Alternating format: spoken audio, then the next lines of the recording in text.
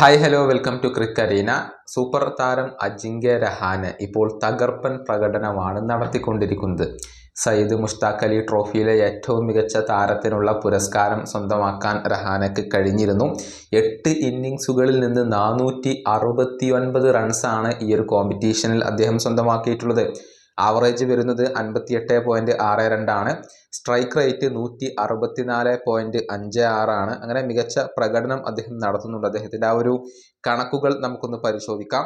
മഹാരാഷ്ട്രക്കെതിരെ 34 പന്തുകളിൽ നിന്ന് 52 റൺസ് രഹാനെ എടുത്തിരുന്നു. പിന്നീട് കേരളത്തിനെതിരെയുള്ള മത്സരത്തിൽ 35 പന്തുകളിൽ നിന്നും 68 റൺസ്, സർവീസസിനെതിരെ 22 റൺസ്, ആന്ധ്രാപ്രദേശിനെതിരെ 54 പന്തുകളിൽ നിന്ന് 95 റൺസ്, അതുപോലെ തന്നെ വിദർഭക്കെതിരെ 45 പന്തുകളിൽ നിന്ന് 84 റൺസ്, ബറോഡക്കെതിരെ 56 പന്തുകളിൽ നിന്ന് 98 റൺസ് എന്നിങ്ങനെയാണ് രഹാനെയുടെ ആ ഒരു കണക്കുകൾ വരുന്നത്. മാസ്മരിക പ്രകടനമാണ് 36-കാരനായ ഈ താരം ഇപ്പോൾ പുറത്തെടുത്തുകൊണ്ടിരിക്കുന്നത്. എന്നാൽ ഇതേക്കുറിച്ച് നേരത്തെ തന്നെ രഹാനെ ഇപ്പോൾ തൻ്റെ ഒരു അഭിപ്രായം പങ്കുവച്ചിരുന്നു. അതായത് ഈ ഒരു T20യിലെ തൻ്റെ മാസ്മരിക പ്രകടനത്തിൻ്റെ കാരണം അത് CSK ആണ് എന്നാണ് അദ്ദേഹം പറഞ്ഞിട്ടുള്ളത്.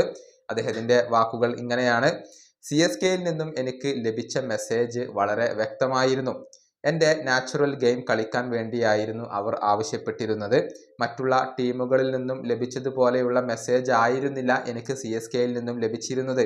എൻ്റെ സ്ട്രൈക്ക് റേറ്റ് വർദ്ധിക്കാൻ കാരണമായത് അവരാണ്. ഈ ഷോർട്ട് ഫോർമാറ്റിൽ എന്നെ ഏറെ സഹായിച്ചത് അവരാണ്. എനിക്ക് അഭിപ്രായം പ്രകടിപ്പിക്കാനുള്ള ഒരു ഫ്രീഡം അവർ തന്നിരുന്നു. അത് എന്നെ ഏറെ സഹായിച്ചു. ഇതാണ് അജിങ്ക്യ രഹാനെ പറഞ്ഞിട്ടുള്ളത്. അതായത് T20യിലെ തൻ്റെ ഈ ഒരു മികച്ച പ്രകടനത്തിന് കാരണമായത് CSKയും അവിടുത്തെ മാനേജ്മെൻറ്റുമാണ് എന്നാണ് ഇപ്പോൾ രഹാനെ പറഞ്ഞിട്ടുള്ളത്. എന്നാൽ നിലവിൽ അദ്ദേഹം CSKയുടെ താരമല്ല, KKR ആണ് അദ്ദേഹത്തെ സ്വന്തമാക്കിയിട്ടുള്ളത്. അടിസ്ഥാന വിലയായ 1.5 കോടി രൂപ നൽകിക്കൊണ്ടായിരുന്നു KKR അദ്ദേഹത്തെ സ്വന്തമാക്കിയത്. അദ്ദേഹത്തിൻ്റെ ഇപ്പോഴത്തെ ഈ ഒരു മിന്നുന്ന ഫോം അത് കൊൽക്കത്ത നൈറ്റ് റൈഡേഴ്സിന് ഒരുപാട് സന്തോഷം നൽകുന്ന കാര്യമാണ്. ഈ വീഡിയോ അവസാനിപ്പിക്കുന്നു. അടുത്ത വീഡിയോയുമായി വീണ്ടും കാണാം.